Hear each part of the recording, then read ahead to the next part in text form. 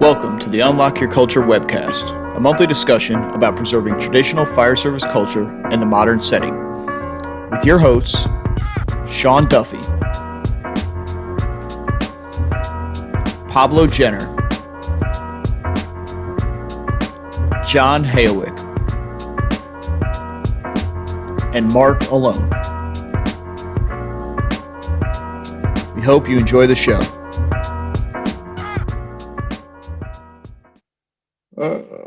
All right, so there we are. Episode number 5 tonight of Unlock Your Culture. Got an awesome guest, Chief Andy Starnes, with us from Insight Fire Training. Myself, Mark Alone tonight. We also have John Hayowick and Pablo Jenner with us. Unfortunately, Sean had some stuff come up at the last minute, couldn't join us, but he sends his holiday wishes to everybody. So I think hopefully we'll have a good episode despite his absence. So I guess we're trying to get a format down here, Chief. So I think we all agreed it would be best to just kind of turn over to the floor to you early and let you say what you want to say, and then we'll get down into it. Okay. I'll be glad to ramble on, but you want to point me in a general direction, I'll head that way. Yeah, I guess just whatever background you feel is necessary. I think most people know who you are by now. Hopefully, your work speaks for itself. But whatever background you want to provide, and if you just want to talk about, I guess, a little bit of what you're normally into, probably with the thermal imager stuff. I think we're probably going to head down some rabbit holes off of that later. But just a little background for those who may not know you. Okay. Well, I'm blessed to be here. Thank you for having me. Number one, and I really appreciate the opportunity. I'm not big on being a big name or anything like that. I'm just a country boy from Union County, North Carolina, and been blessed to hang around some really good people. Started chasing my dad around when I was 8 in the volunteer fire service. And I don't know if you can see that photo or not, but that's him pinning my badge on 23 years ago. So I've been in it a long time, and I don't know anything. That's the one thing I do know is every day I learn something. And I learn that I need to learn more.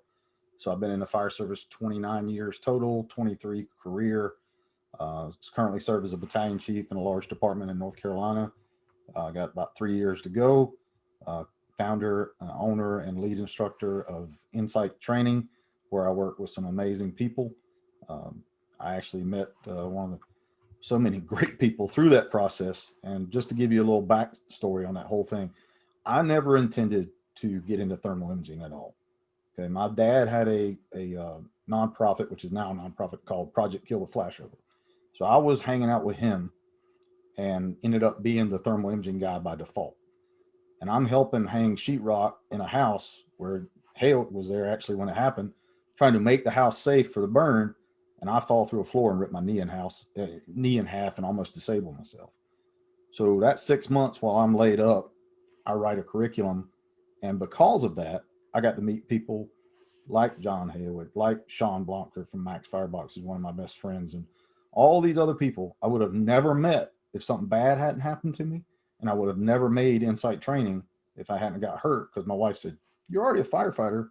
You're going to leave the house, make it legal, because we can't live without you and live on 18% disability," which is what I was going to get from my knee injury. So when you think bad things, oh, why does bad things happen? You need to look past that for a minute. So his dad says you don't get a wider perspective till you have a lesser one. So sometimes you can't look at things that are painful and tragic until you have the hindsight to look back and say, wow, that happened for a reason.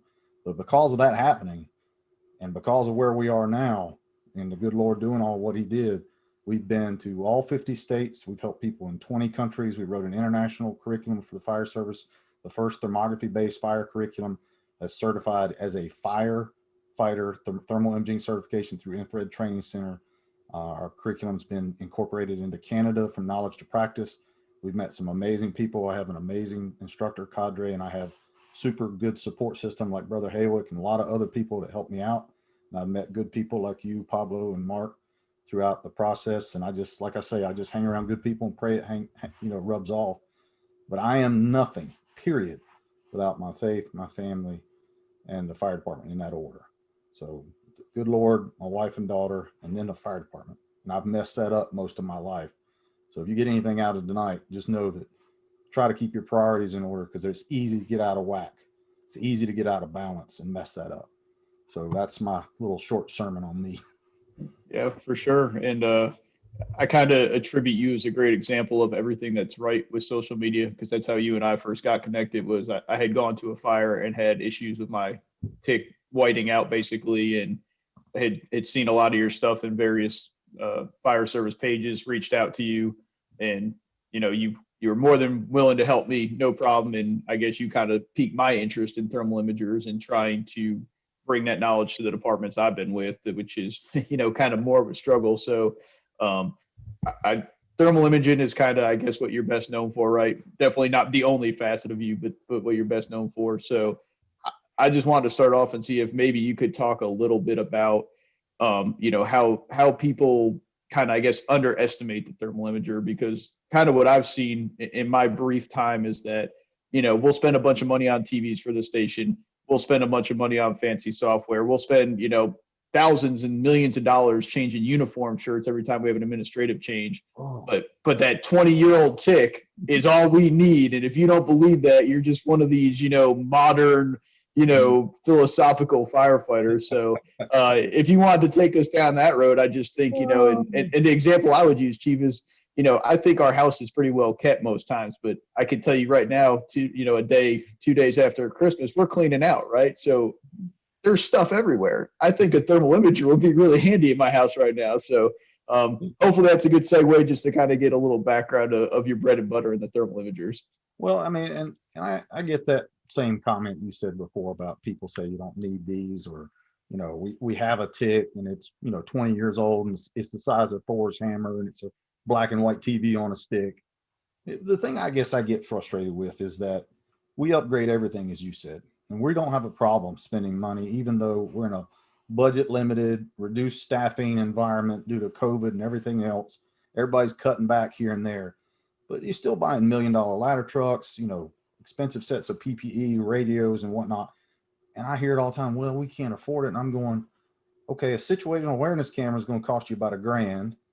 And I look around firefighters now, just firefighters, not the department. And I look at a firefighter's, spot where he or she gets on the truck, and they bought their own leather helmet. They bought their own pro bar, and they brought their own leather strap. They bought their own custom shield. And I'm looking at over $1,000 of stuff already. And then I see them pick up an iPhone 12 that's $1,400. And I'm going, you don't have a problem spending money. It's just where you spend it.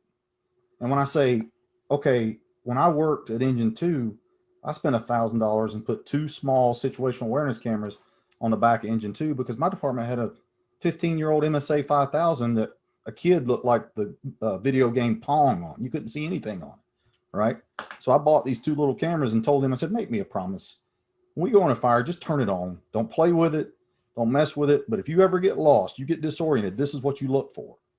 Because then I could lay my head down at night knowing that, you know what, if something happens, they got a backup plan, a secondary means of orientation. We always preach primary method of orientation, but when you read all of these reports of firefighters who got hurt or worse, they weren't on a wall, they weren't on a hose line, they were not on a search rope when things went bad. So what's your plan B? Because I didn't have one for them. And that didn't make sense to me because I'm gonna spend a third of my life with these guys and gals and I'm not willing to invest in them. That's wrong. They put their lives in my hands. I should give them the same benefit. So that, when I got into it and I realized, hey, this is more than just search and overhaul, as Joe DeVito says. I mean, in industry, think about it this way. If you work outside of the fire service, you have to have 32 hours of training in thermal imaging before they'll let you even hold one. Now, how many hours are you required to have? And your profession's the most dangerous next to the military. And you have one existing thermal imaging training standard from NFPA 1408 that didn't exist until 2015.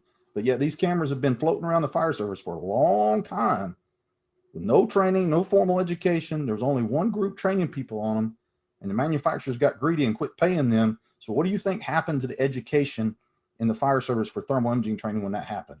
Because let me ask all of you, what's the smallest budget in your fire department right now? What is it? It's always training. Training budget. And as Dr. Gasway said, you're going to buy me all this stuff. You're going to train me in all these different aspects. But when it comes to performance time, you want me to perform like an Olympic gold athlete. but you're only going to spend this much money in training me on how and that much time. We're 1,000 miles wide and 2 inches deep in every subject. You can't be an extrication expert, a high angle rescue expert, a trench and confined space rescue expert, a thermal imaging expert, all these different experts. You can't do that. You wouldn't take your kid to a doctor who was an expert in everything. You went to a specialist.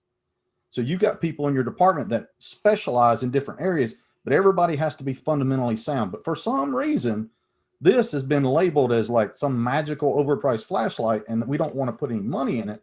But here's where this is going to hurt. Everyone that works for a fire department, if you don't go into a burning building with your issued safety equipment that your department gave you, and you chose to decide, hey, I'm not going to wear my hood, or you know what, I like these gloves better than the one they issued me, and you get hurt with non-city issued stuff on, what do they have the right to do to your workers' comp claim? What do they have the right to do? They deny it. They can deny it. They're looking for a reason to deny it in the first place. So now let's take this from a legal standpoint. You need to watch what the rest of the world's doing in the fire service. We're a litigation-rich environment, okay? You don't take this camera, this decision-making camera, which should be in a decision-maker's hand, by the way, in with you on a fire, and you go to rescue a small child. It takes you 6 minutes from the time the air brake sets to get in and get that kid and get him out. And sadly, that child dies. 6 months later, a lawyer shows up and says, here's a subpoena, give me your thermal imaging camera, and be at court in this date. And a mom stands up on a trial, stands up right there in front of the jury of 12 with skin burned off her arm where she tried to rescue her own kid, and says, my tax dollars paid for this device. My tax dollars paid for the training for this device. And the research says that Boston, FDNY, Chicago, fire departments that make rescues every single day rescued the victim 70% faster, but missed the victim 6 out of 10 times when they didn't bring the camera.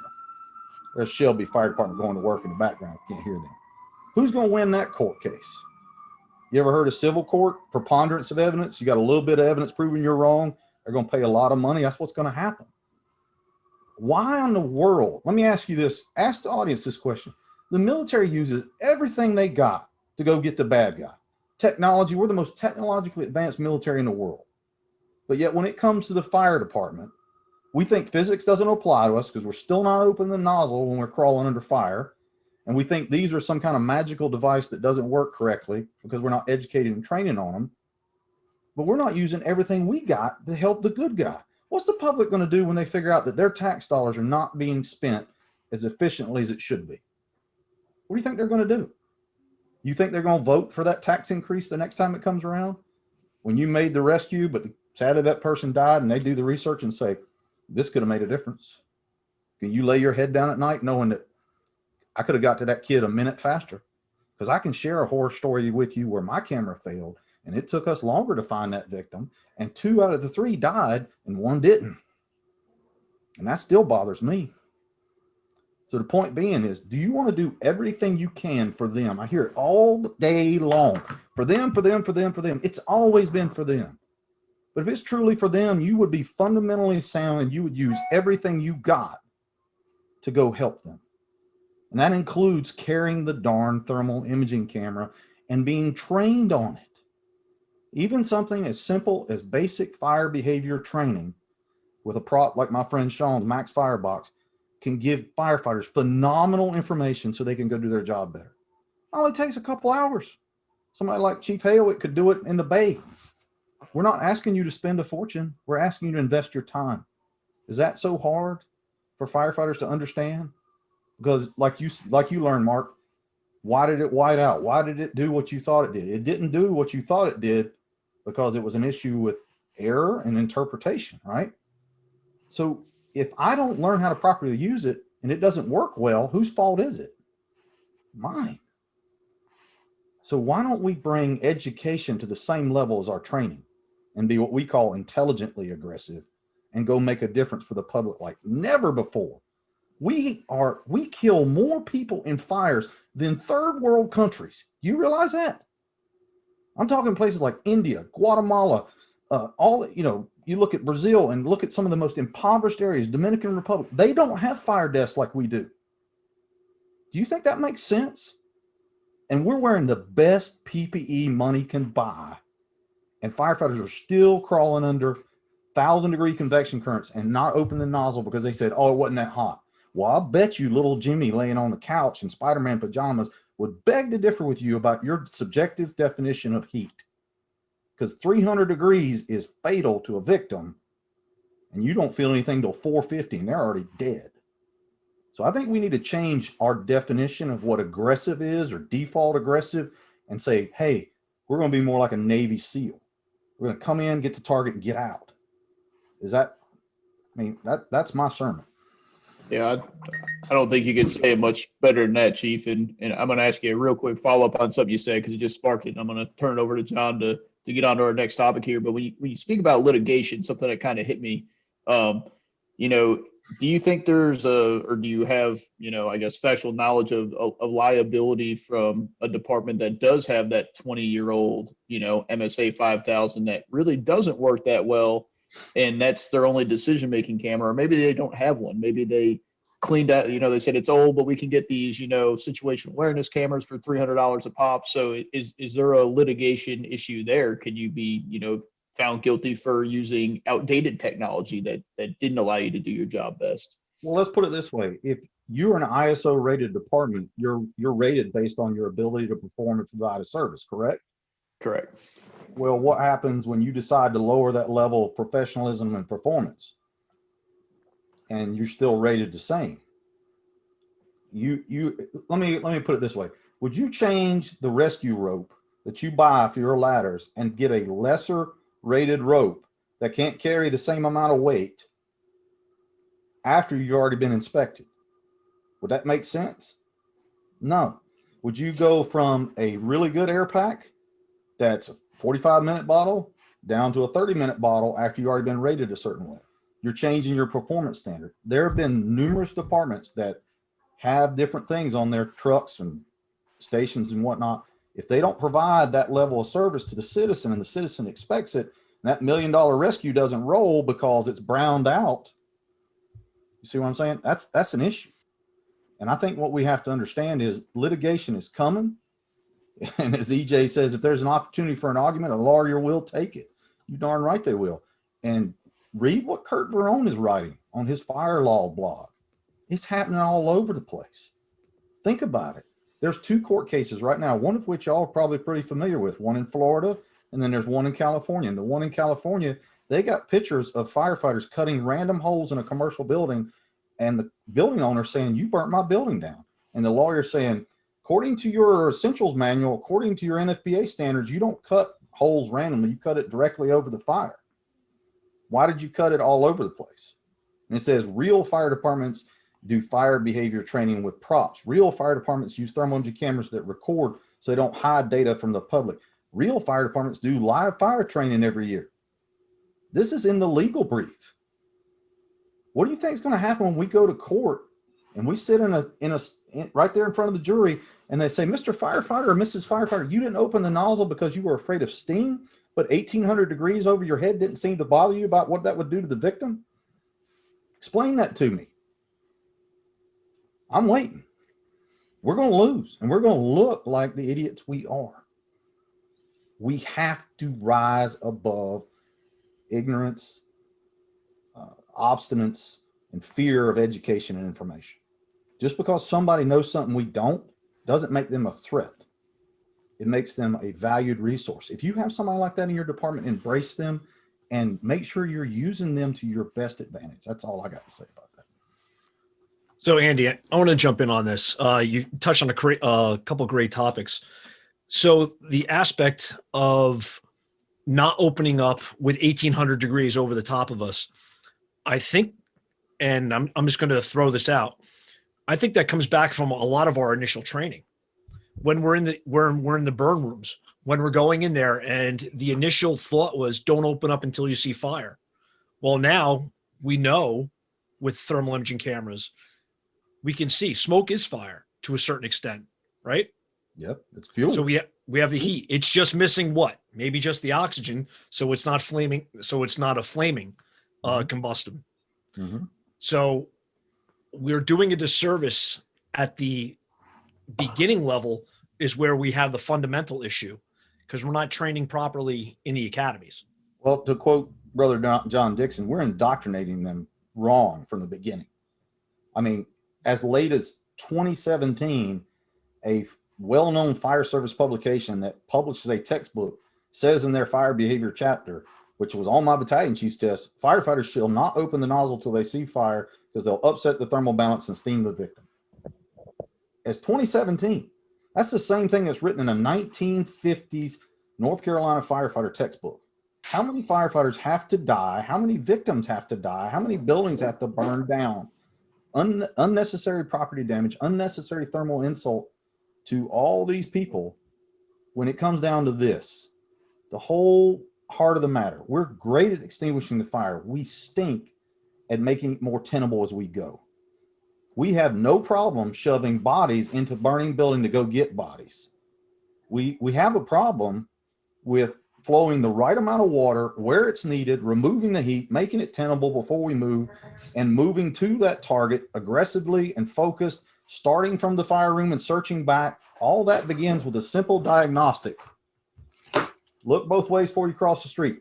Life, fire, layout. There's where the life is. There's where the fire is. This is how it's laid out. That doesn't take a level 2 thermographer to figure that out. It comes down to teaching them the power of heat and how it affects the victim, their contents, and us, and in that order. Okay, because if it's about the victim, they don't have the level of protection we have. They're not sleeping in Nomex pajamas and wearing an MSA air pack. They're not. Matter of fact, if you look at your clothes, the majority of them are flammable. What are we doing? Why are we teaching brand new firefighters incorrectly? And we're not even admitting physics. We're ignoring it. We're telling them to wait till they feel pain to open their nozzle. And we proved in 1967 through Alice Stoll's work, when you feel pain with the level of thermal protective performance of your gear, you're already at a 2nd degree burn level. And if you continue to wait, your skin, once it reaches 140 degrees, the good Lord turns off your pain receptors. So at what point are you going to wait? Your basis of thermal severity is based on pain. It's gone after 140. The victim's dead. I mean, what good are you doing at that point? We have the ability to make it better, and we're crawling down a hallway with the bail of the nozzle closed. And it starts where you said, Chief Haywick, it starts in training, where how many times have you heard this? All right, you ready? Go. Squirt, squirt, don't put my fire out. Yep. You do that a dozen. I was just going to bring that up, Andy. You do that a dozen times with somebody who's never been in a real fire. What are they going to do? As Aaron Field said, I'm going to be the best pallet extinguishing cinder block building firefighter you ever seen. I mean, is that not the truth? Yeah, and to jump in there too, Andy, and piggyback off what John said, I had this conversation with a few people a couple of weeks ago about, burn buildings in general, and why can't they build a block building to burn in that's built like a ranch house? Why is it always a perimeter hallway? There's never a center hallway. Why is there never stuff in there? They think they're good at search. They think they don't need a thermal imager. They think they can move hose because there's no beds. There's no, like I have in my house right now, nobody's cleaning out, right? There's no stuff. Mark, so your kids leave stuff in the floor like my daughter does? I leave stuff in the floor, okay. Chief. I'm not even getting to them. I leave stuff in the floor. Am I going to be able to clamp slide down your hallway? Probably not. You'd be lucky to be able to leapfrog down my hallway right now. I promise you. So, but and that's the funny part, though. But I like I said, you come in. Why can't we have a front door of a burn building that opens into a living room to the right, and a hallway down the center with bedrooms all like your classic Southern Ranch home, or a 2.5 story like John goes to all the time, Why is every burn building built to be easy for them to assemble versus what we need to train on? And I think that's stuff nobody talks about. Who's building the burn building, Mark? Engineers. That's right. So think about this. Who's designing your thermal imaging camera? Who's designing your turnout gear? Mm-hmm. The only thing that right now, in my opinion, that's being done 100% on point is people like Dennis Laguerre, who's got involved with the design of hose and saying, this is what firefighters need, because he is a firefighter. He's Rain Man smart in that. He's making a difference in the hose industry. We need more people that are like him, that are willing to not worry about whether the manufacturer steals their idea, but pays them for their time and says, I'm going to bridge the gap between the engineer and the customer and help design something that firefighters need, whether it's a burn building, whether it's their turnout gear, whatever it is. I challenged them at the Fiero conference last year. I heard all these amazing things about clean cab and cancer prevention and all this. And I stood up and I said, this all sounds great, but here's the problem. Number one, the majority of fire departments in the United States operate on a very slim budget. You're talking about 1.1 million firefighters. 900,000 of them are combination or volunteer. Not all of them have the budget that big departments have. So that's 2 stations or less showing up with 10 firefighters or less, and they're doing barbecues, fish fries, and ice cream sales to make ends meet. Now you've changed the standard where they have to buy XYZ, this, and this to survive, to be at the consensus standard. Do you think they're going to meet it? How many departments have you seen on University YouTube that's wearing mismatched turnout gear, non-NFPA compliant SCBA face pieces, because that's all they got? So why are we not making experientially relevant training and helping those departments do their job better instead of making it harder? And what I challenged them in that conversation was, you're telling firefighters to look for all these things, signs of rapid fire development, descending thermal layer, and all this stuff. And you're telling them not to use the TIC because they discredit the thermal imaging camera in almost every research paper you read about. And you're going, well, what do you expect them to do? We're not putting thermocouples in the living room of every home. Until we get sprinklers in residential structures, this problem is going to continue because we build houses to burn. I mean, have you not watched a house being built lately? I mean, it's not built to stand up. My house is built in the 50s. That's talking about real lumber in that roof up there. You go look at a newer house today, it's held together, as my daughter said, with popsicle sticks, staples, and glue. And then the furniture, what's it held together with? Gasoline and glue. And we're crawling down the hallway of glue and gasoline and not open the nozzle because of what? You just crawled past 3 5-gallon buckets of gasoline with 600 degrees at the ceiling and the front door open. And they're like, well, I did it in training. It didn't hurt me, to quote you, Mark. Well, guess what? This ain't no training fire. Man, I don't get quoted often, Chief, so I appreciate that one. It's hot in here. Get fired up already. Getting you fired up, Andy. We just started, Andy. Get your thermal imagery out. Let's see. So let's follow this up, Andy, with this next question. How do we change the culture and where does it start? And I want to thank everybody for taking time now coming into the podcast tonight to listen to Andy, because I think this is where we start the change and start the change of the culture of training. How do we change the culture? You know, somebody said this a while back, and it ties into stuff we'll talk about in a little bit. Everybody's blaming politics and police and everything else. Nobody's blaming the people running your home. Nobody's blaming the husband and the wife and how the kid was raised. Why don't you start with what you can control? You're a battalion chief. Mark, you're a company officer. Pablo, are you a company officer? Firefighter, what rank are you? I'm a tailboard. You are the most important person on this call because you are the one making things happen. The point is, everybody here has influence. Are we taking care of our house first? How are you influencing that culture? You know what Brother Daly said, keep your side of the street clean. I'm trying to change the world, but I can't change my battalion. What's wrong with that? How about we take care of our battalion, the 4 walls, the people within it, and work on that culture? And if there's something inside of your department that's just absolutely just crazy wrong, then work together as a group to change that. You know, we were having this discussion the other day about a particular issue, and it came down to something that was a state law that the department has to tackle. But somebody's got to lead the charge on it, right? But right now, if I want things to change inside of Pablo's station, then I got to work with Pablo. I got to work with Mark. I got to work with Chief Haywood. And if I want that culture to change in a positive way, do you think going around and being negative all day is going to make a difference? No. You know what it's going to do? It's going to cost us personally, professionally, politically. You're going to be persecuted for it. Trust me, I get several hate mails a day from people who think I am nuts. But you know what? It's worth it because I'm doing my best to save firefighters' lives, save citizens' lives, and to do what the mission says, save lives and property. That's how I lay my head down at night. And the culture is about how we come together and decide what's most important. Well, what did you decide? Why did you join this job in the first place? Was it for the benefits, the shift work, or was it to make a difference? If it was to make a difference and not make $1, which most of us ain't going to get rich doing this, are we? You know, Mark's not too far from me. I know what our salaries are. You know, we all work 2 jobs, right? So why don't we make a difference within the culture, within our 4 walls?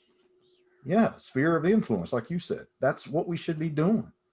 I can directly impact and influence my wife and my daughter and the people within my family and inside of my 4 walls of my fire station. Outside of that, you know, I may, but why not be change agents there, John? Why don't we do that? What's the issue with it? Help me. I think it's a lack of knowledge from the top down, and from firefighters like Pablo and myself as a firefighter becoming an officer now in a new position as chief. That sphere of influence as a firefighter, I could probably influence 1 or 2 other people within my crew. Mm-hmm. As an officer, I was able to definitely influence my crew. Mm-hmm. As a lieutenant. Now, as a captain, I had a house. So I had 2 other lieutenants underneath me, plus firefighters. So I could at least get some of that knowledge out to a larger majority. As a battalion now, I have a whole tour. So I try and share that knowledge. And again, you're not going to reach 100%. No. Maybe you're going to reach 50%.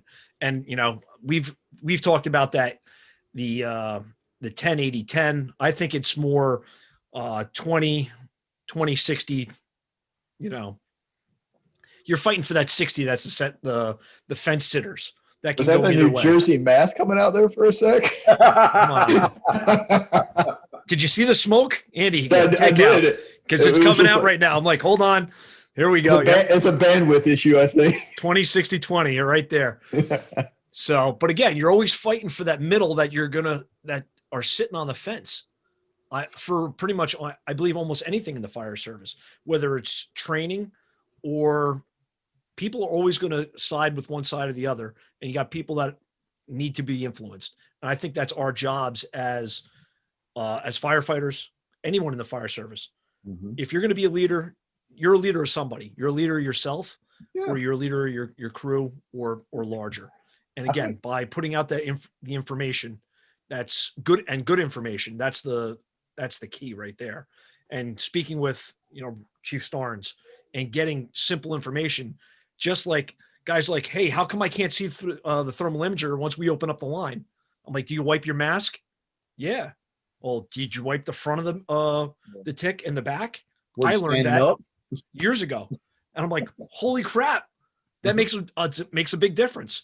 But then we have to get it into place and practice, because if we're not doing it in training, when we're doing live burns, and if we're only doing it at the fires, we're not going to do it then, because you're not getting the muscle memory of when to do it. I see Scott shaking his head. Culture has to do with how you define your truth, right? So somebody asked in the chat room, what do you do if you work for a department that doesn't appreciate you or stifles you? Let's think about it for a second. There are no new problems today, ladies and gentlemen. Malcolm Muggeridge said, new news is merely old news happening to new people. Okay. All the problems of humanity have been experienced before, but just with different frosting on the cake. Okay. We've got new technology, new buildings, new environments, but it's the same human beings making the same irrational decisions and poor decisions in leadership, such as what he mentioned about not appreciating you. If you study leadership, what leader was ever appreciated during their lifetime when they were trying to make change? Very few. When did they see the benefit of their work or their legacy? Most of them did not. They died, and then people appreciated them after they were dead. My dad says it takes 2 generations for change. The first generation, your enemies have to die off, and the second generation are the ones that decide to appreciate all the work that you look at. How many people on all the Facebook pages you guys, like I do, read are quoting Fredericks and reading Layman's work and all these? You think those guys were appreciated as they are now? Yeah, they might have been, but they have a huge following now. You think they took some heat for their beliefs back then? Especially when they backed it with data, not drama, as Bill Carey says. Yeah. I mean, we don't need anecdotal information. We need evidence-based empirical information that's experientially relevant to the firefighters based on their culture, their content so that it works for them in their staffing model too. I mean, I can't give you an FDNY response model to Joey Baxa and Buchanan Fire Department that's first due with 2 in a 52 square mile response area. They got to fight fire a little differently than you and I do, don't they? That's true minimum staffing. First 10 minutes is him and his driver. So if your department doesn't appreciate you, join the club, number one. Number two, don't get mad, get motivated.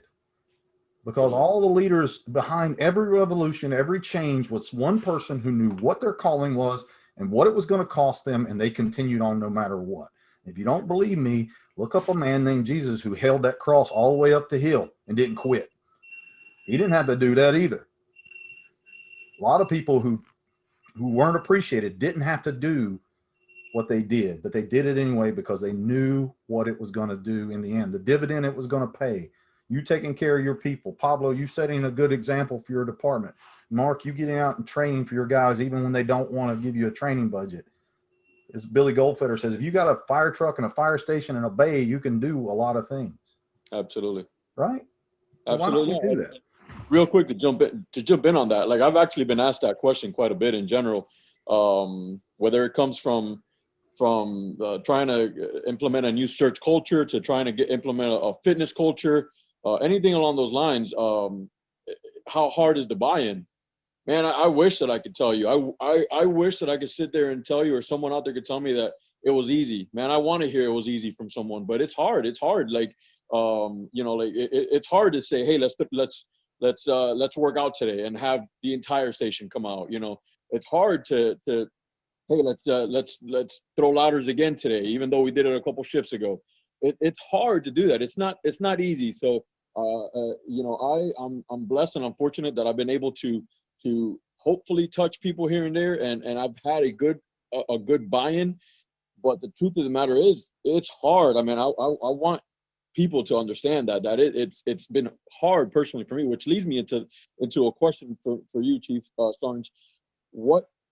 How hard has it been to get you're old school in the sense that people have known you, known of your work pre-social media, if that makes any sense to you? Like, people knew of your work pre-social media. So how hard was it for you to get buy-in from your guys, whether it be because you're chief officer going down, or just in general at the basic firehouse? How hard was it for you at your not countrywide, but at your fire station and your fire department to say, look, this is something that we want to look into, and how much buy-in resistance did you get? I'm still fighting it right now. Yeah. I mean, I work for a very large department that had the same thermal imaging cameras that were made in 2001, 2002. We had them up till 2017, and we have a $140 million budget. Wow. So why did we not improve upon that? Yeah, I don't have an answer. Absolutely. I love that. I love that answer. I love that answer because I talk to Sean about this all the time. Like, I'm blessed. We have such a good search culture here. We have all that type of stuff, but the search culture, I don't think in any department is exactly where we want, even though we quote unquote teach it. And I hate that word. I freaking hate that word more than I just regurgitate information, as best as we could based off experience-based opinions, as we like to call it. But even though we live it, we breathe it, we regurgitate the information, sometimes it is even hard to get the buy-in, even from the guys at your own firehouse. So But Pablo, are you trying to think of it this way though? Are you trying to get buy-in for a whole department, or as Chief Likely says, I'm not trying to reach everyone. I'm just trying to reach the next one. I'm trying to reach the next Pablo who cares enough to go and do what you're doing right now. Yes, sir. So if I can affect 5 guys like you, I don't care about 500. I care about 5 guys who are going to go out and make 50 disciples just like you. Absolutely. That's what I care about. Because I've learned, if you try to change the world, you'll die, you'll burn out. Why not change the next person like yourself, and you go and mentor the next guy who comes up in your station, and you make him, as they say, this is my ceiling, this is your floor. As high as I went is where you should start. Absolutely. And if you do that, why will we not leave this place better than we found it? And quit worrying about whether admin bought into what I cared about. I wish admin would buy in to everything that we care about. But let's just be honest. How many cares and woes are thrown at the fire chief's desk every day? Mhm. What's going to make my want, my need, my desire going to get to the front of his priority list? Absolutely. Right? Well, I don't know. You know, it may be just time and perseverance, maybe just a window of opportunity. But until then, you got to hold the line and keep investing in those guys in your station and doing what you're saying. Whether you hate the word teaching, I would say the better way of looking at it is you are going out and mentoring and doing succession planning. You're making sure the rest of the fire service is going to be better than we were. Absolutely. Well, that's what we should be doing. And if we'll focus on that, and if like Chief Haywick's got his own tour, if he focuses on his tour, his group of guys and gals, then the rest of the department will ultimately be affected in a positive way because of him. And that's what I could control. I can't control the rest of the world. I don't care. Don't take this the wrong way. I don't care what the rest of the world thinks about me. I care about what God thinks about me, what my family thinks about me, and the people that I'm responsible for. Absolutely. I would like everybody to like me, but that's the quickest path to disappointment and depression. Don't do that. Don't. So, Chief, I feel like this is a good kind of what we're talking about right now. This falls under that you can't be a prophet in your own land, right? You hear that time and time again. So you've been very blessed to teach not nationally, but internationally, right? So what do you think of that statement with the reception you've had going outside the department versus the reception you have inside the department? Is it kind of the same? Because we always tend to focus on, obviously, when people bring you in, right? Most of the time they probably want to hear what you have to say. They're not spending money to bring you in to hear shit they don't want to hear, right? Mhm. But there's some naysayers out there where you've got there and they're like, oh, you don't know what you're talking about. So do you think that's a valid statement? You can't be a prophet in your own land, or is that I an think excuse? somebody way smarter than me said that. You know, I mean, you think about where Jesus was raised. He went to his own hometown and they ignored him. So, okay. So let me think about this for a second. If the people in my own department don't appreciate or respect what I have to say, I'm not going to worry about buying from the whole department, but I am more focused on those immediately in my direct level of care. I'm going to focus on them. And then the people I go outside of the department to affect and hopefully help. I always am thankful, Mark, if I go somewhere and I get one email from one student in the class who got something out of it, or they shared with me, hey, I went on a fire, I tried this and it worked really well, or I was able to make a rescue, or we were able to find the fire faster. That helps me lay my head down at night, whether it's in Canada or Germany or Poland or in Georgia or South Carolina. It doesn't matter. What matters is they paid attention. And as my motto in class is, what I tell you today, you can use as soon as class is over. I'm not here to edutainment. I'm not here to educate and entertain you. I'm here to give you something you can use. So if they can use it and they do use it, and I challenge them to share it, then we've done what Pablo and I were just talking about. We shared a nugget of something that somebody gave to us, and they turn around and teach it hopefully correctly. That's the challenge too. Brother Haywick pointed out in training is did I teach them and train them and share with them in such a way that they're going to share it correctly? Because if they miss it by just one little bit, we could make a big mistake on the fire ground when it comes to a thermal imaging camera, because it's all about interpretation. You interpret it wrong, it becomes a detriment, not an asset at that point. But yes, I have got much better reception, to answer your question, Mark, outside of my own department than I have within. But I quit basing my level, and I told somebody this on a call today, I don't base my level of self-esteem, my level of success or significance on what my department thinks about me. I love my department. I respect my department. I think it's one of the best departments on the East Coast. But do they appreciate and affirm everything I do? No. But you know what? That's not necessary for me, because they don't owe me anything. I owe them something. And I'm trying to make a difference in that every day. And I don't always have the best attitude. Ask my wife. She'll say, did you take your stay married pill today? Did you get a nap? Did you go to the gym? Did you eat? You know, because my attitude's not always perfect. But we have to work on that. And when we're not being affirmed and built up, what do we need to do, Brother Haywick? Who do we need to talk to? Facebook or who? Answer that one for me. Your own board of directors. That's one of the biggest things out there, to have your people that you can rely on outside your fire department. And that's one of the biggest things that's gotten me through many a hard time, whether it's in my department or my personal life.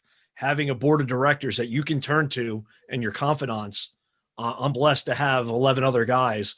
I'm able to pick up the phone and either call it at 2 a.m. because of whatever else I need to talk about, and they can do the same thing with me. It's huge.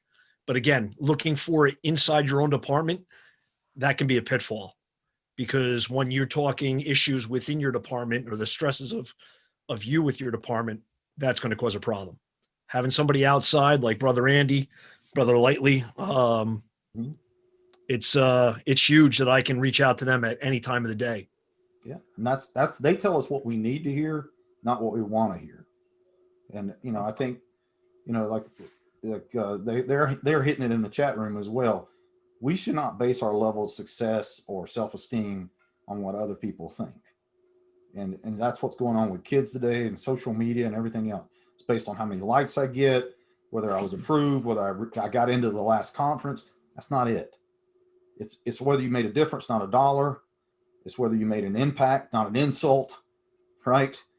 And at the end of the day, Chief Hawick, Mark, Pablo, did you help somebody within your four walls to make them better than they were yesterday? And the whole thing, well, everybody went home. Well, everybody could go home mad and upset and worse than they were. It's not good enough. Did you help their families? Did you help the citizens? What did you do for them? And that's how you change culture. You start with you. That's the one thing I can change is my own attitude, my own behaviors. As John Dixon says, my attitude, my behavior, and my culture, that influences that. And if we want to really get personal, we need to stand in front of the mirror and say, I'm the problem. Because I can fix a lot of this stuff by simply biting my tongue some days and putting my head down and going back to work. And when things don't go my way, guess what? Maybe it wasn't my turn. Maybe it's somebody else's turn. Maybe there's a reason for it. Maybe I don't need to act like a spoiled child when I don't get my way. Maybe it's not that right time. There's a concept called a policy window. A guy from NC State came up with it. It basically says you have a great idea, a great policy, great program, great training standard, but nobody accepts it. But it's going to make a difference. What should you do? Should you give up? No. This is a manila envelope. You keep working on it and you put it back in your desk drawer. And every time you have an idea, you keep working on it. And one day that chess piece is going to move where you're going to be the only person who has that program ready to go.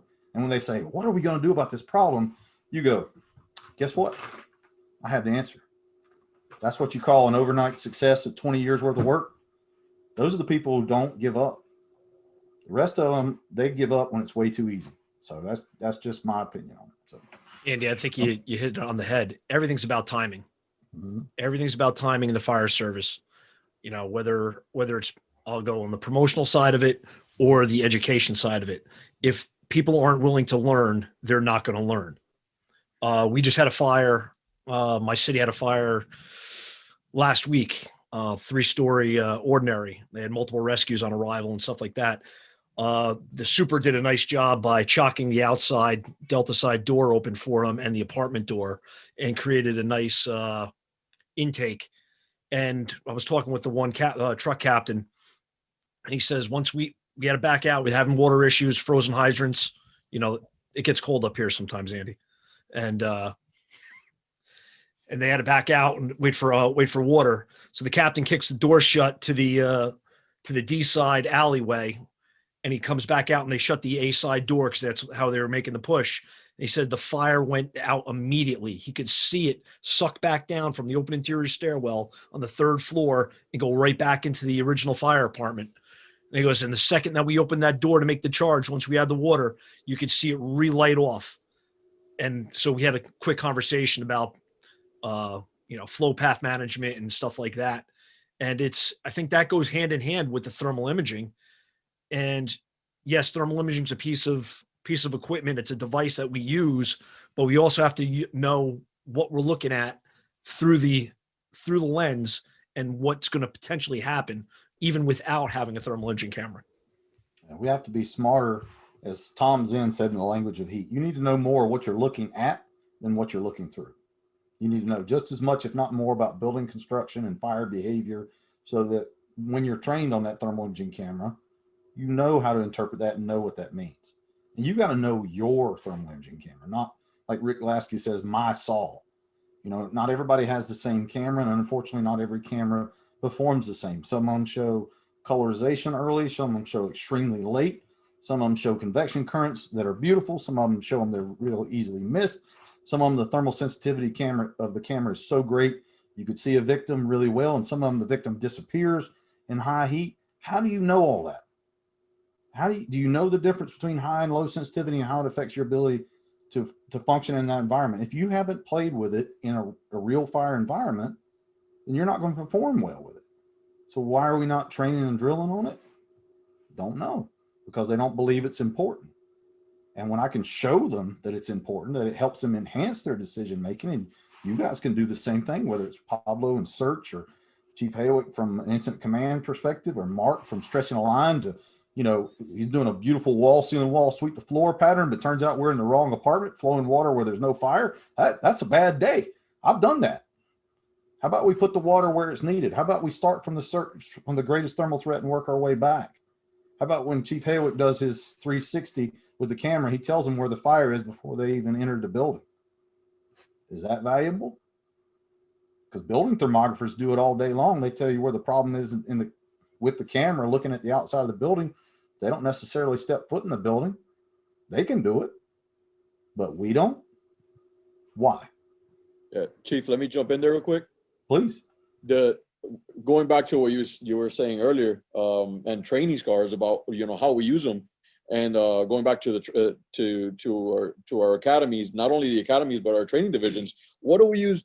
Think about what do we use thermal imaging cameras for all the time? Literally, just go in there with the hose line, and we sit there, whether it be a Conex box or an engineered burn building. We go up to whether it be the propane fed fire or the pallets on fire, and we just sit there with thermal imaging camera, and we just stare at it like, look at the temperature changes. Look at this. All right, hit it real quick, but don't put it out. Look at the temperature changes. Boom, and then they put the camera away, and then the team comes out. Nobody searches with those things. Nobody, because as soon as the search happens, it's all frantic. All hell breaks loose. So nobody knows how to search with it. Nobody knows how to advance a handline with it. Not at all. All they know is literally they go back to the training scar, which is, well, I've only used it to see how hot it is. That's literally all they've used it for. So you hit that training scar all the time. So I guess the follow-up question on that is, Sean and I teach obviously search quite a bit. That's what we enjoy. That's our passion. We enjoy it quite a bit. So we incorporate the tick into our searches. But we also teach to be oriented to the building, understanding your building, understanding the layouts of what the buildings are telling you, understanding building construction, fire behavior, et cetera, and using the tick as a tool, but not the full-blown crutch. But using it within your search. We do teach that quite a bit. So just if you could speak on that, that'd be great. I would love to hear your insight. No pun intended on that. Well, let me ask you a question. Your kid's going to go across the street and go visit their buddy across the street. Did you teach them to look both ways before they cross that street? Yeah. Sure. Why? Because you don't want them to get hit by a car. But when we go into a building that's on fire that you've never been in before, because in my response area, we're not allowed to pre-plan single-family dwellings. I can't knock on Chief Haywick's door and go, hey, I need to check out your house in case it catches on fire. He's not going to be real nice to me, especially if I interrupt him, right? He's going to tell me to go pound sand. Point being is, I need to give them basically a plan. So if I do a 360 with a camera and I identify where the fire is, level of severity, the hottest part, the coldest part, any critical factors that I may have not have noticed, like maybe it's got a basement, maybe the crawl space is lighting up, showing me there's fire beneath it. Maybe it's balloon frame. I can see the heat traveling the walls. All these things I could see because I've learned how to use my camera aggressively, right? And then when I get to that front door and you're about to take off, Pablo, and do a search ahead of the hose line, and all I do is say, hey, Pablo, check this out. It's a living room. It's a split bedroom plan. The fire looks like it's to the Bravo side. I had high heat signatures in the BC corner. You want to start your search back there. If you find it, go ahead and close the door for us. What did I just do for you? What did I just do? You literally just brought down the level of anxiety to especially to a newer member that hasn't seen that that much fire, you just brought down that level of anxiety from 150 heart rate to like, all right, 130. Everything's fine. This guy knows what he's doing. He's telling me what to do. The level of anxiety comes down, which means the scene's going to run a lot smoother. Chief Mitchum says, take seconds, save minutes. Everybody's so focused on getting in there, they don't worry about getting in the wrong place. Right? Absolutely. Like you talked about searching all crazy and crawling around on all fours. And if I was able to open up this doorway, let the smoke burp for a minute, rise, look underneath the intake, and show you where the victim was in the center of the room that you would clearly miss on a right-hand wall search, even with somebody stretching out, would you not want me to go straight to that victim, bring that victim out, and let somebody else finish the primary search? Absolutely. Yep. Which one's more efficient? Yeah. I mean, if that's my kid or my family member, I want them to get them in and get them out. The research shows the longer they stay in there, the lesser their chance of survival is, right? So why aren't we doing that? And all that comes down to is looking before we move. If we would stop for a second, if you're the decision maker, the crew leader, senior firefighter, company officer, whoever, I want you to look, I want you to assess it, and then I want you to communicate what you want them to do. And if you can, show them on the camera, say, look, hey, this is a kid's room. There's a crib in the 2 o'clock corner. You know why I say 2 o'clock? Because when I'm in zero visibility, I'm going, hey, to your right. To your right, what? Yeah. I've said up, down, and zero visibility and took a straight stream to the forehead. You know, I have. Yeah. So why not? If I put my hand on his shoulder and say, hey, I want you to flow water from 9 o'clock to 3 o'clock, Mark, you know what that is, unless you're under 20 years old and never seen a real clock before. You know what I'm talking about, right? You understand that. We're speaking the same language. And if you drill on it, you could do this in the Bay. Brother Haywick's done it with a pair of traffic cones and hot hands heat things underneath it. They look through the camera and see the traffic cone. They took the line and flowed water and hit the traffic cone. Absolutely. Like target practice. Absolutely. Yeah, but how many guys don't know that the victim will look cooler than the environment because when they're searching in the bay, it always looks hot. You know what I'm saying? Like these are things people. Well, I do because I mean you got a lot of well-intentioned people trying to do firehouse training that don't have the budget, that don't have the support, that are missing key components like that. I'll throw one under the bus. Myself, for years, never thought about that, and I can't remember what class I was in. I was like, "Crap, that you're right. That the fire should be hotter than the person unless they're on fire. So maybe we need to adjust our training." Well, I always call it training to fail. In best intentions, we use cold smoke because we were limited by all the things we've done wrong in live fire training, right? So we've done so many things wrong and got so many people hurt. We have to have a way to train them, but we can't use real smoke because of all these different restrictions. The problem with fake smoke, some of it's just as hazardous as real smoke. I've had 2 or 3 friends go into acute respiratory failure from being an instructor and walking around in that stuff all day. If it's gray and got particulate moving in it, it's probably not good for your lungs, just an FYI. You know, it doesn't matter what it is. If it's got glycol in it, it's a carcinogen. Don't breathe it. Number 2, if you're a victim and you're in a 200-degree environment, you're not going to be the hottest thing in the room, despite how many calendars you've been in, Pablo. I'm sorry, you're not. You're going to show up dark. Or worse yet, here's the thing: background and body. What's the background of the temperature you're looking at? Next time Chief Haywick, you get this, or y'all playing with doll houses, if you got a max firebox, Sean and I do this all the time. I take my hand and put it in front of the fire, and they point the camera at my hand. Shows up what? Dark, because the fire's hot. Then I move my hand over here away from the fire, and my hand shows up what? White hot, because the background is colder. So if you're in a closed room that's isolated from the fire, you might show up white hot. You take that same body and move them to a 300-degree room, they're going to show up dark or blend in. If the body is deceased and has been deceased for some time, what is your circulatory system not doing anymore? It's not regulating temperature. You will blend in with the background just like a firefighter's gear will. And depending on the thermal sensitivity of your camera, depending on the resolution, depending on if you're in high or low sensitivity, will determine how well you see that victim. And depending on if you're standing up when you do it and not wiping the lens, as we talked about. I've got pictures of a victim 12 feet away that looks like a gray ghost because they failed to wipe the screen. And it's one of the best cameras on the market. But this comes back to that first question you had in the beginning, Chief Haywick, about training. And you said it too, Mark, about buildings and whatnot. How are we going to overcome training firefighters in realistic environments? We got to get them there, because there's countries right now that are trying to remove live fire training, period, and go to virtual reality training. Would you let a doctor operate on your kid that played a video game for surgery? No.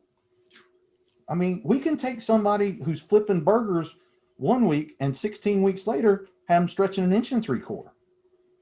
If we can do that, then don't you think we ought to prepare them for what they're going to face?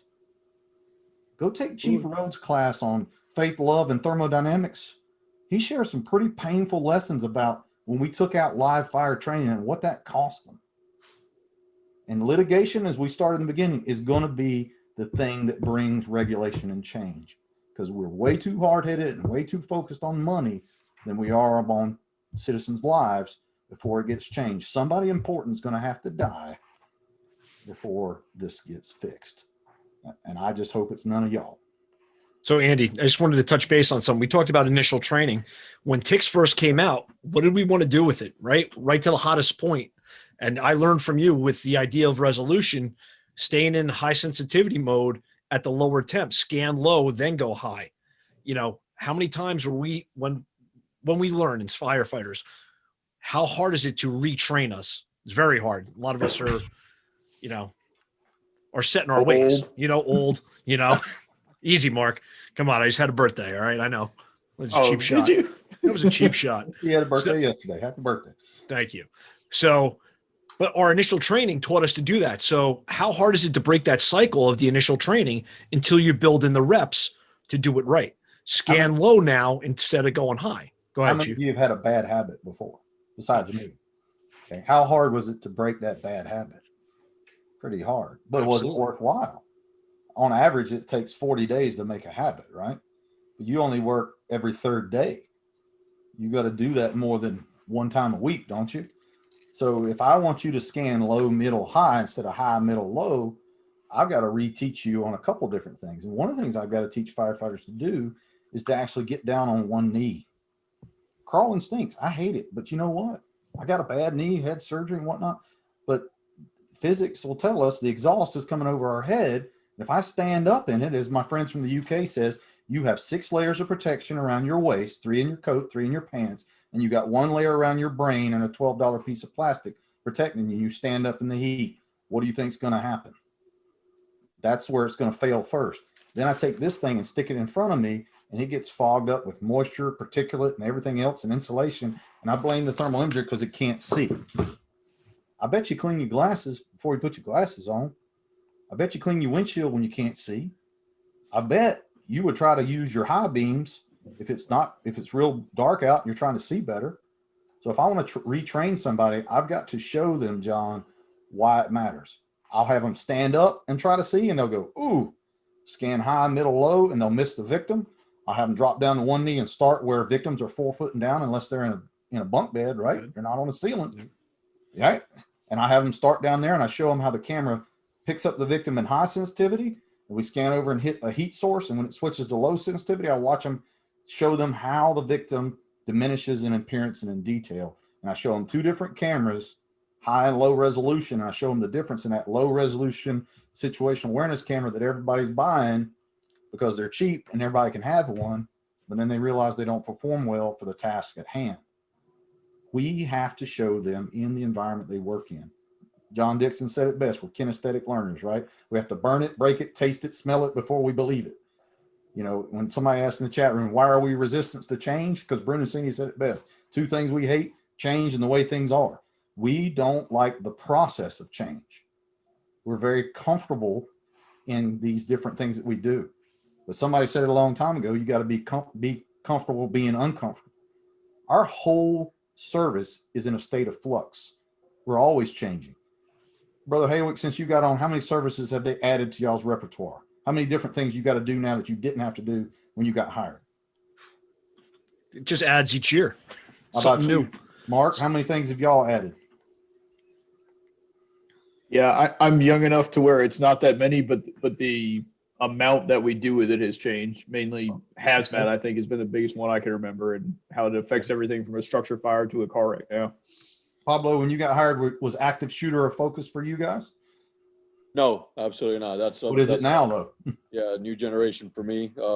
Yeah, I got 13 on. I'm with my lieutenant right here. Actually, talk about buy-in. I got a lot of buy-in. There's my lieutenant. He actually we come out quite a bit together, and Good. he I'm lucky. He doesn't we feed off each other, and he lets me be me. So I'm very, very lucky. He's got a good haircut. I got a nice head of skin, right? Yeah, that's good stuff. I mean, when you're sitting next to Pablo, I mean, what can you do? I mean, we were talking about that earlier. But point being is, Yeah. they keep adding stuff for us to do, right? We're constantly changing. Do we fuss about it? Yes. But do we go do it? You better believe it, we go do it. Because at the end of the day, they're going to call the fire department for everything from a cat in a tree to a person trapped in a culvert to a high angle rescue to all the different things we do. And fire is like this much of our actual response. But yet it's the most dangerous thing we do, and we don't train on it the most. We train on everything else. I mean, those of you who are paramedics know how many hours you have to keep up to be a paramedic. Because you don't want somebody who hasn't stuck somebody sticking your loved one with the wrong type of needle and missing 26 times trying to start an IV. Why aren't we training firefighters on the basic things that are going to make a difference when it comes to the big deal, the big incidents? I think it comes down to budget, time constraints, and priorities. And I think, as we said in the beginning about changing your culture, if I had a chief like Haywick and I called him and said, hey, chief, I'm going to take my guys to this building or this parking lot over here, and we're going to run some drills on stretching lines and doing all that, I don't think he'd have a problem with it as long as I didn't interfere with something that was already scheduled that day. Would it? No. Not at all. And I'd probably meet up with you. Well, why aren't we doing that? Instead of complaining about everything that's going on, why aren't we making a difference on it? I think you got a question in the chat room.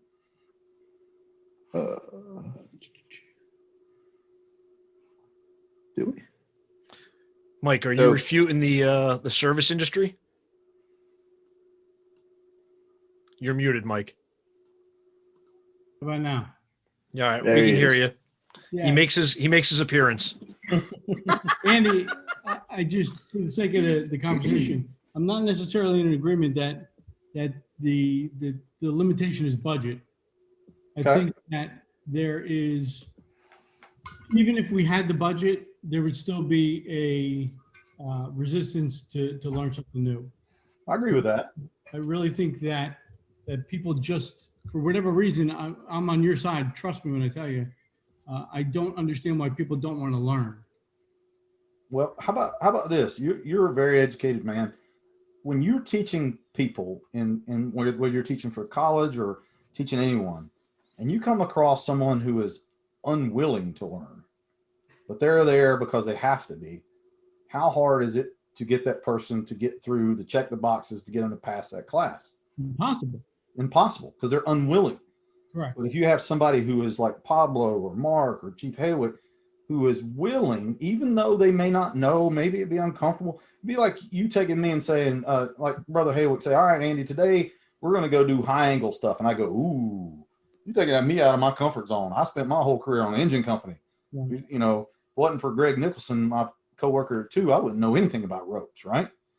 But I'd be willing to do it because I trust you and I think you're going to show me the right way and I'm going to learn something. But if I'm obstinate and I'm against it from the get-go, I think you're on point. I think there's a lot of people who are unwilling to learn, but we could have figured that out if we did a little bit better job in the hiring process.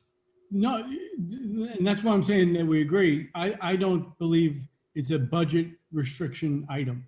No, not, Even if the federal government were to make $100 million more in grant funding available for the type of training, number one, I don't think people would apply for it. Number two, I don't think it would make a difference in people's willingness to learn.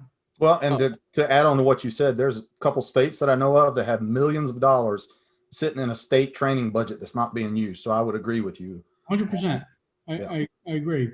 We did training with the company I think that you were mentioning earlier that started, was the only people doing training. I don't mention different names. Yeah. We did training up in New York State because I was the training officer and we were evaluating cameras. And it was like pulling teeth to try to get people that weren't going to get quote unquote paid to go to participate in live fire training. Wow. You And know, that's a problem right there too. Yeah. Is like if they don't want to be there unless they're getting paid, then you've got it's like the Bible talking about the hired hand versus the shepherd. The Right. shepherd cares about the flock. The hired hand only cares about the paycheck. right. You know, I think you're going to have that no matter what group you get. Sure. But I guess the difference is how do you, when we teach in-service training, for example, we have to train to the lowest level first, not to the A team. I'd love to train to the A team, but I'm not even on the A team. You know, I got to train where everybody can understand it and apply it, right? Yeah. There's always going to be that group that works harder at getting out of work, that doesn't want to work, wants to get paid, but they don't want to do anything, right? I think there should be a better way of us filtering them out and putting them in different areas, perhaps. Right. Or as we talk about in performance review, if they're not doing their job, why are we keeping them? Right. You know, I don't know. It's hard to fire them. Yeah. Well, they used to say it's an act of God to get hired, an act of God to get fired. I Yeah. mean, Brother Hale was talking about that in the beginning. I mean, we could get away with all kind of stuff previously. Now, I mean, all you got to do is say the wrong thing on social media and you're fired. Right. You know, I mean, John, how many years has it been since New Jersey bought every fire department in the state their first thermal imaging camera? 20 years? It's got to be probably about 15 to 17 years. That was the old Bullard, the Right. big, the brick on the stick. The big red brick. Yep. And there was no training that was provided. There was No, zero. I think Clifton was the first. Your city was the first to helmet. have the Carnes Iris, I think it was. Yeah, The one with the helmet, right? there are 3 wheel chocks in the training officer's garage when I retired. $25,000 a piece for a helmet mounted camera. there's a department. I've never had true TIC training that other than the classes I've taken on my own, like other than the ones that and the Lou says the same thing, other than the ones that we have taken on our own at conferences or down here, you know, through Joey D and stuff like that. Oh yeah. Other than that, I have not had an official in-service firehouse, and I've worked for different departments, not just one. I've never had an actual in-service firehouse in-service TIC training. I don't understand why every other piece of equipment we get, we will put people through training, but that one we decided not to, because Really? even in my own department, when we first bought them, the initial response, we just need to tell them how to turn it on. We went through in my department. I'm sorry? My department, we went through extensive training with our new ticks. Well, you would be the anomaly. I'd say out of everybody we've trained, I'd say less than 10% follow NFPA 1408, which says you shall train on them in classroom, hands-on practical and individual live fire before you put them in service. Most of them put them on the truck and then train them afterwards. Yeah. And that, you know, and they're like, well, we don't follow that consensus standard. Really? So you have the money to buy them the equipment, but you don't have the money to train them on? That's like giving your 16-year-old keys to the car and saying, hey, go figure it out. See you later. Right. That's not going to work out real well. What's 1408? NFPA 1408 is the thermal imaging training standard for the fire service. The thermal imaging training standard from 2017, you said? 2015 is when it was written and 15. endorsed. There's 2 thermal imaging training standards from NFPA. 1408, which tells you how you should train on it, and 1801, which tells you how the camera should be built for interoperability, durability, resolution, intrinsic safety, all the factors and criteria that the camera should meet before a firefighter uses it. But they don't ever consult that standard when they buy cameras. Right. And that's one of the most in-depth standards they have done. Right. And it's actually very, very well done about what you need before you buy a camera. And the information's there and the firefighters aren't reading it, just like reading the instructions on their turnout gear. It's one of the first questions I ask in the class. How many of you read instructions on your turnout gear? Crickets. I'm like, see this little red and white manual right here? You tore off and threw in the trash. I read mine 11 years ago and went home and apologized to my wife afterwards because I should be dead. Because you realize don't you realize that you're not Superman anymore when you read that? So, Andy, let me ask you this, because this kind of ties into all this and what you asked me earlier about what have I seen them change the most in the fire service since I started.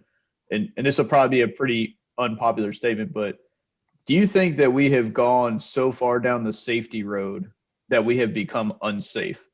And the irony there, because we're talking about a lack of training on things that should keep us safe, right? That we don't do, but we train on all this other nonsense. We paint, the curves around the burn building yellow.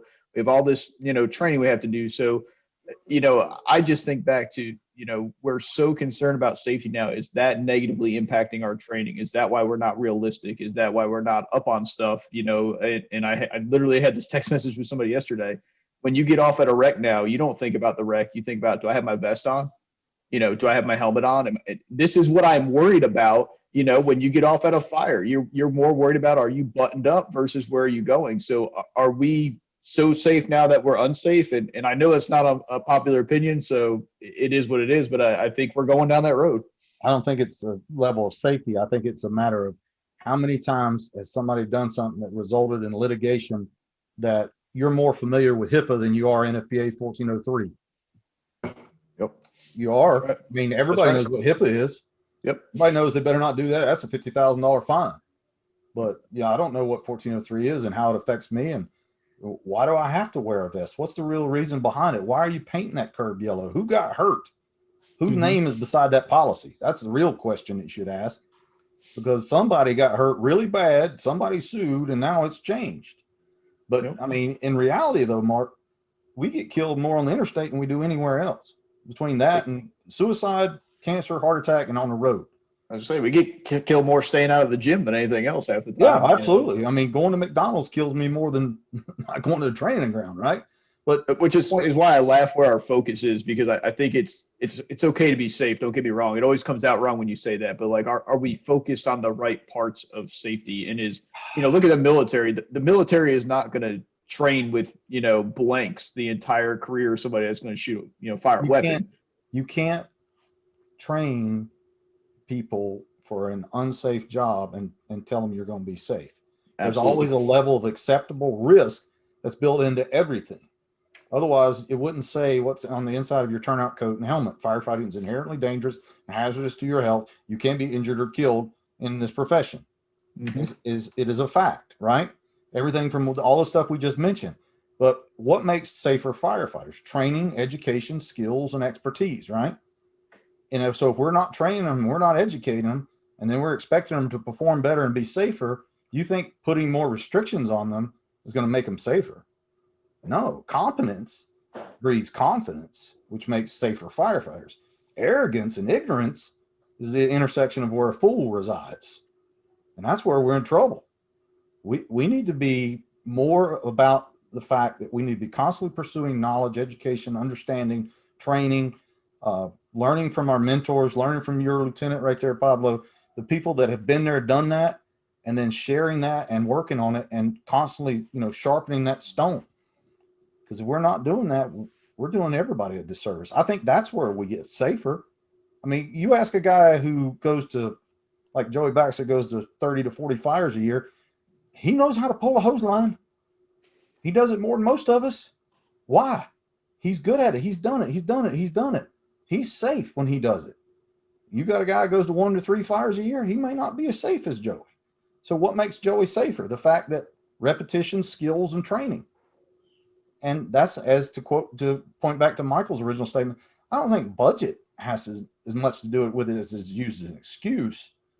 But I would challenge you, Michael, on this one. The budget of time and not money is where it comes in more into play with us. Because when I look at my day and I have my day laid out, and then they tell me, okay, you got an NFPA physical, you got a random drug test here, you've got to go to a meeting here, and my day just got changed. And then I've got to get my company officers to fit in that training. And I may not even, Chief Haywick, you're going to find this out if you ain't figuring it out already. I may not get to go drop in and see that training. I may be in the middle of a very not so nice meeting that I didn't want to be a part of, right? Getting detailed out. People. Yeah, detailed out. Yeah. Detailed out, I sat in a 2.5 hour Zoom meeting on the last snowstorm that we had. I got suckered into. I didn't get to go observe training, which that's one of my things that I try and do. I like to get involved as much.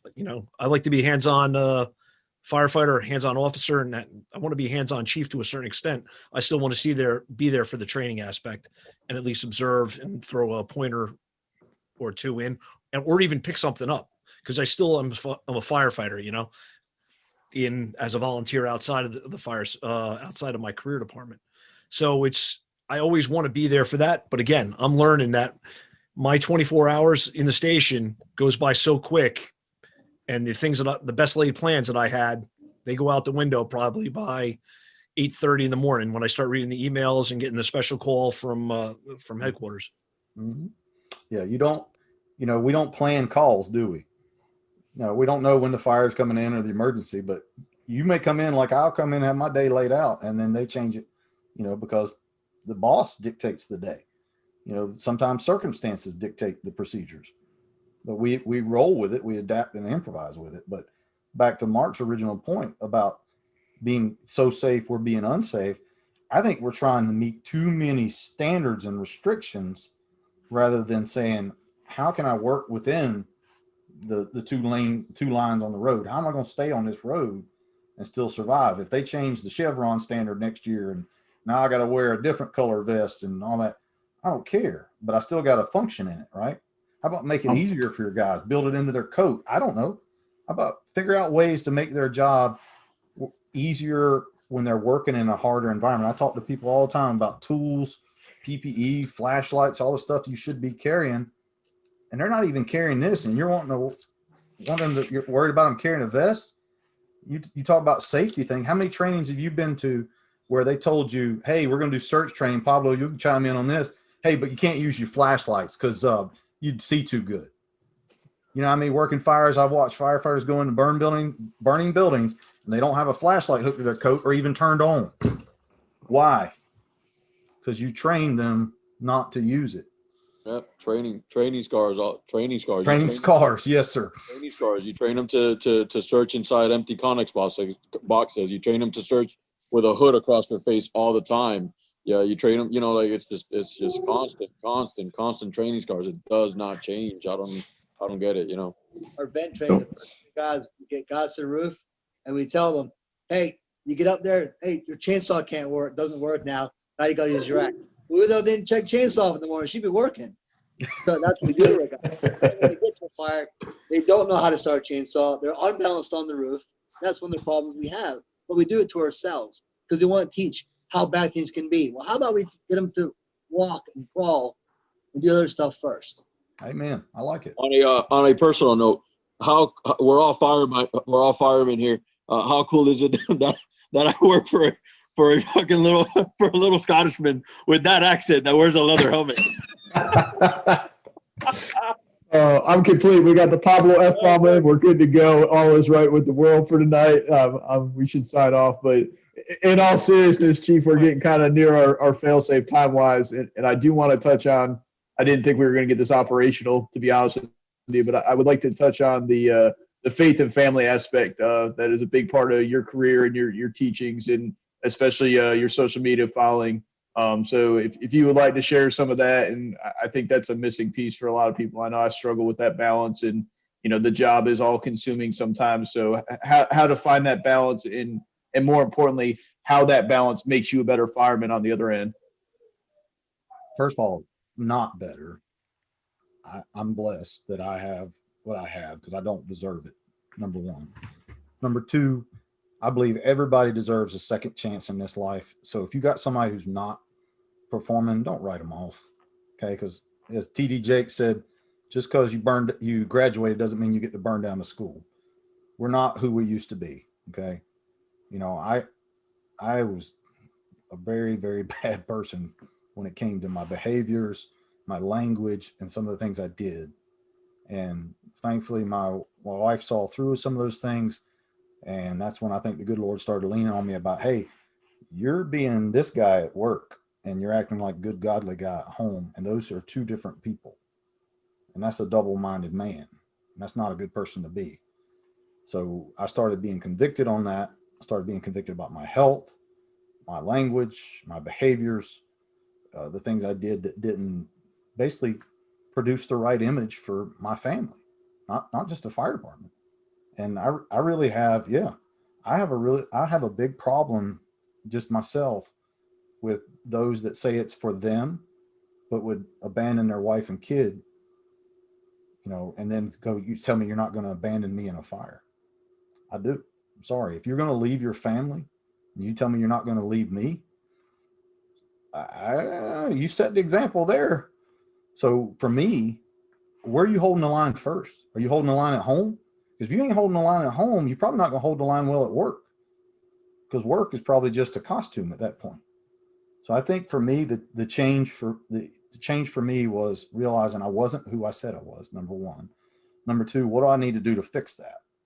Okay, that's personal accountability. I have a group that Brother Haywick's in that really helps with that. Whether you're in AA or you have a men's group or whatever it is, everyone here needs an accountability group that lifts them up, encourages them, and holds them accountable. For me, it's my faith and my family and my friends, and then the fire department.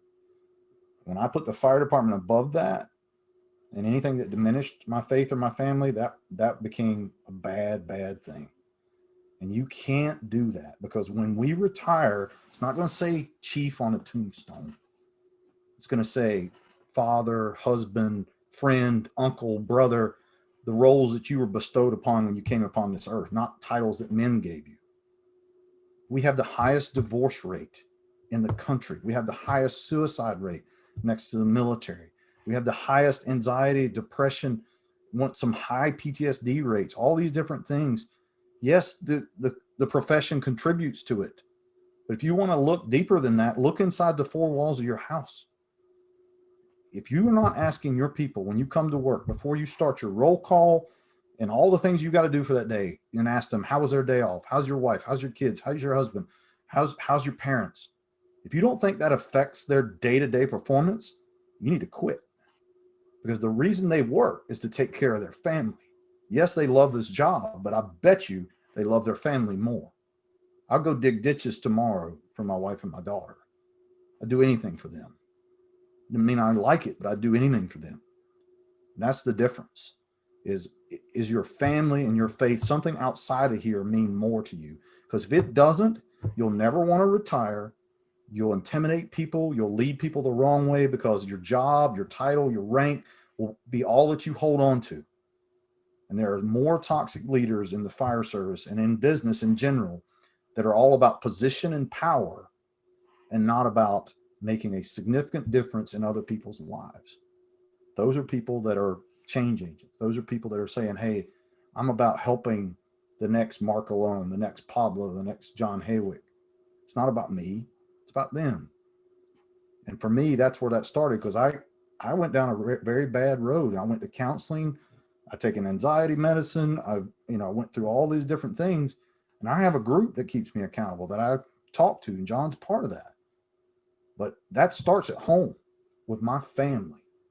My wife is my greatest supporter next to the good Lord. I go to God, I go to her, and I have to set that example for my daughter, because whether you like this or not, especially Mark, you a father of daughters, and Haywick, I know you got girls, they're looking to you for their next husband. That husband they get is going to, part of you is in that. And if that don't scare you, that's an accountability check. That's terrifying. Yeah. Straight up terrifying. Yeah. So when you talk about making a difference, make sure somebody's posted in there. Make sure your identity is in, for me, it's in Christ and in my family, then the fire department. The fire department is an amazing blessing, but it is not who I am. Okay. It is an amazing journey, amazing opportunity. I'm blessed to call many of you friends, but I call you friends before I call you any rank or role. And I know when you leave the fire service, I would bet you when Pablo's 65 and I'm dead and gone, he's probably going to be serving somebody in some way. I bet he's helping somebody. He's building a handicap ramp. He's helping. I bet Brother Haywick is going to be involved in some type of service related industry. I bet Mark's going to be involved in some. We are servant leaders no matter what the badge says. So when you quit or retire from the fire department, you don't retire from your passion on helping people. Ask how many retired firefighters are still doing something that helps people. That'll answer your question about where their values are. And I think if we would start focusing more on helping firefighters from the get-go and their faith, their family, the 14 inches from the head to their heart, then we would have less suicides. We would have less divorces. We would have less problems. Brother Hale, you'd have less disciplinary issues. One of the things I push for our behavioral health program is they don't understand is our morale would improve tenfold if we pushed more behavioral health programs to improve family lives, because they come to work happy and they go home happy. Why are we not doing that? Just like I asked in the beginning, I don't know why they're not carrying cameras, but your fire truck has a preventive maintenance program, and they make sure everything's greased, lube, checked, and filtered and all this stuff. Your heart and your head, no preventive maintenance program there. I mean, yeah, you got to go to the doctor and do a physical, but nobody's checking on your behavioral health. They read in the paper, why'd that guy go postal? I never saw that coming. Yes, you did. You sat next to him for 10 years while they were bitter. You wondered why they showed up at 8 o'clock every day and rang the bell and was there late. They were taking their kids to school because their wife and them got divorced, and he took every dollar in alimony. We see these train wrecks coming and we do nothing about it. The greatest rescue you'll ever make is the person sitting next to you inside the firehouse. Don't neglect that. Period. Okay? Whether you believe as I do or not, you shouldn't not want to help people, especially under your own roof. Because I think it's a crying shame and a hypocrisy that you'll go into a burning building and die for somebody you may not even like or not even know, but you wouldn't pee on the guy from A shift if he was on fire. What's up with that? Well said, Chief. Well said. Yeah, I thank you for sharing that, Chief, because I think the more I have learned is that so many people that are out there teaching on a high level and representing the fire service have similar backgrounds, have similar stories, and we need to tell other people because they give up. They think that everybody that has a platform, has a voice, has success is perfect. And in reality, it's the imperfections that got us there. So I thank you for sharing that. Jasper Miller had his hand up. You got something to add, sir? Unmute yourself and join in.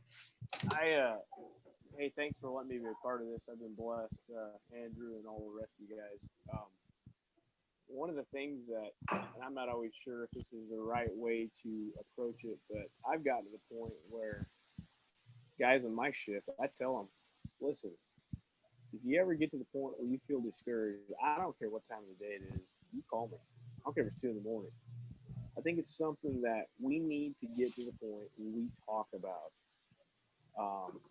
It's kind of a mum subject, and it's something that we kind of push off. And then when we hear about somebody going postal, like Andrew said, we're like, what happened? Well, it's part of our life. You know, the things that we face, we need to be willing to talk about it. We'll talk about anything else in the firehouse, but when it comes to that, I find it interesting that we're uncomfortable discussing that. And I don't have the answers, but I'm really glad I could be a part of this evening. Well said, Jasper. I think if you got the courage to run into a burning building, you should have the courtesy to sit down, have a cup of coffee, and listen to your brother or sister who has the trouble, because they'll want to talk to you before they want to talk to somebody in a lab coat. And you may be the voice of reason before they go home and make a very poor decision. That's, Andrew, that's why I started the family and caregiver section of the Florida Firefighter Safety and Health Collaborative that we have down here in the state. I acknowledged them that they were doing wonderful things for cancer presumption and mental health presumption and fitness. But what were we doing for the families? What were we doing for the people that we spend 2/3 of our life with? And so I'm starting last year and continue to build out a family section to provide education, not only on how to approach and take care of our first responders, but how do I take care of myself as a family member? Because there's vicarious trauma that happens every time my loved one comes home. And so you can't even be more spot on than when you said about that. And, I'm grateful that you even brought it up. I appreciate the opportunity. I'm just sharing where I messed up, and I'm thankful that I still have a family to come home to. And that's my greatest support system. So Tell us where else you messed up. well, where I messed up. Yeah. I don't think you got that much time, but if I have an unlimited Zoom account, so if you want to meet once a week, I mean, I won't charge you anything. We'll just meet. I'll have a pot of coffee and I'll share all my mistakes, and everybody will feel better. The other thing that Michelle, hold on, what? real quick. How is the collaborative And how's the family section doing from the start from last year? Are you seeing an increase? So the biggest base increase that we're having is actually on the YouTube videos that we post. So once a month, the first Thursday of the month, we have an educational session for the family and caregiver.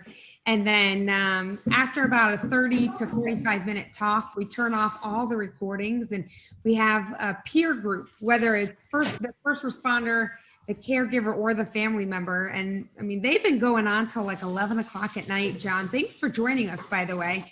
And we get to discuss things that, in an open environment and connect people. And it really has been amazing. So we've gone from like 20 people at the beginning of last year.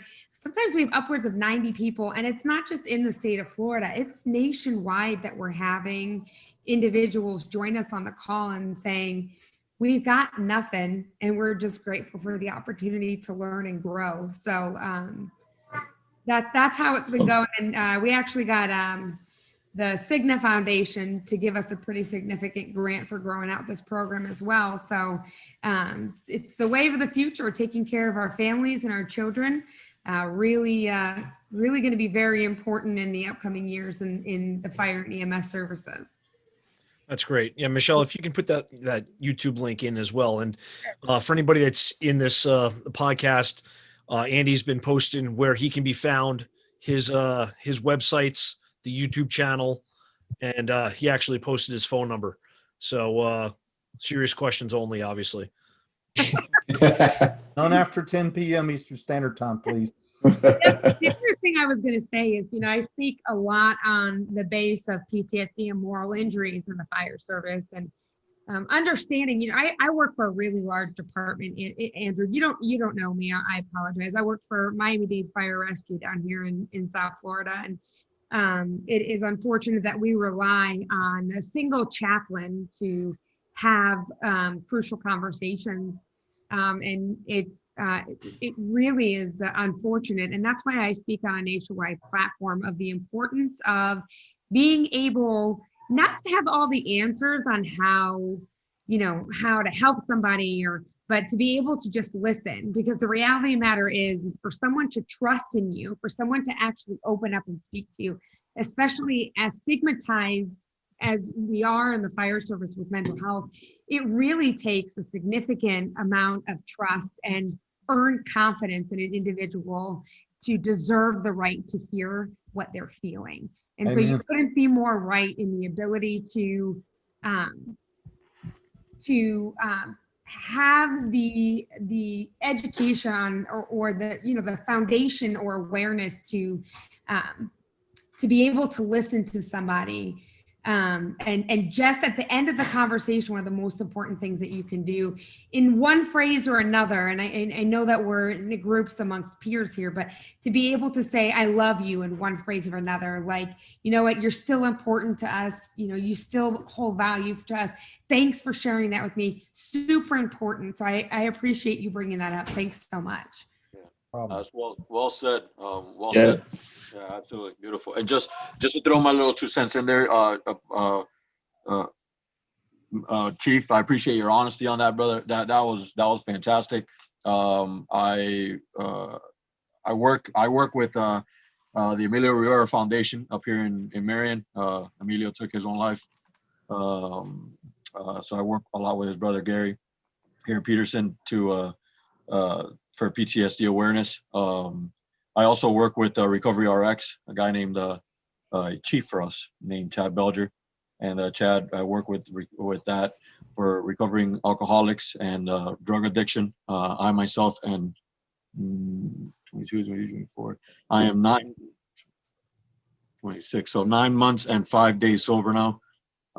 So, it is what it is. I appreciate the honesty, man. It's really not that. Sometimes it's hard to talk about it. So, you're a hero, brother. That's cool Congrats, stuff. bro. Congrats, bro. And Michelle, I think you hit a great point. We talk about the fire service family. How hard is it for two men in the fire service to look at each other and say, I love you? You know what I mean? Like, that was the weirdest thing for me that I had to learn with some great people in my circle. Is like, it's not weird to tell your brothers at work that you love them, right? You should love them. You're at work. You're going to war together. You're getting each other home to your families together, right? That's not weird. We should say it more often. We don't say it enough. So, so great point. And unfortunately, we're tight on time. I think it's time we start wrapping it up. We're kind of getting our 90-minute window there. So, John, Pablo, you guys got anything else to add here? Thank you. Thank you all for Chief. Thank you for coming on. Thank you for the honesty. Thank you for just some good raw conversation. Appreciate all of you. Seriously. Thank you. Chief, I want to say thanks again for coming on. I know we just scratched the surface of thermal imaging and touched on the faith and family aspect as well, which obviously Sean and I had you on for thermal imaging on the Thin Red Line, and again, I'm glad you were able to speak to the faith and family side of it on our culture podcast. Again, it's awesome. I've learned so much from the classes from Kill a Flashover. But again, thank you so much for coming on. Oh, the blessing was mine. Thank y'all for allowing me to vent, rant, and ramble and share where I messed up. Like I say, I wouldn't be anywhere without faith and family and good friends like you guys. And a lot of them are on the call listening in. And Sean Blanker's a dear friend of mine is on there, and a lot of other ones on there. EJ, Chief Scott Debian, a bunch of other people on there that the list goes on. But the point being is we are who we are because of great friends and family. No man's an island, right? We've got to realize that when we go to fight a fire, we don't fight the fire by ourselves. But when we have a problem, we decide we're going to isolate and handle it by ourselves. And that's the devil trying to pick you off and get you away from the pack so he can take you out. Don't isolate yourself. Okay. Get in community, get together with those firefighters, because those people that you trust on the line, you can trust them when you're having those hard times. And if you can't trust them, you call me, I'll find you a group and we'll get you the support you need. Because there's people out there who care. I promise you. Promise you that. Very, very good, Chief. I appreciate it. I think our title was very fitting tonight, metaphorically, seeing through the smoke on so many levels. I want to thank you personally for everything you've done for me with the thermal imaging side, and then also for coming on our show tonight. Just a quick couple of things, and we're trying to be respectful of your time, Chief. We usually stick around for a little bit after the recording goes off for those whose administrations do not support their open speaking on a recording about their situation. So if you could stick around for that, we'd appreciate it. If you can't, we understand.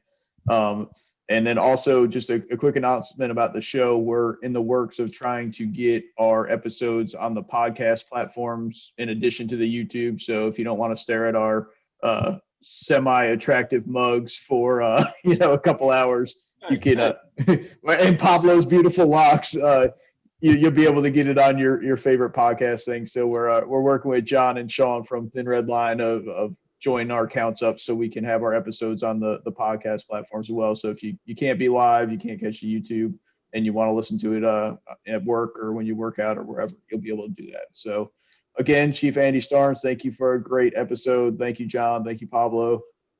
Really appreciate doing this with you guys once a month, and hopefully we'll have our next episode announced soon. So I'm going to cut the recording now, and we can speak freely.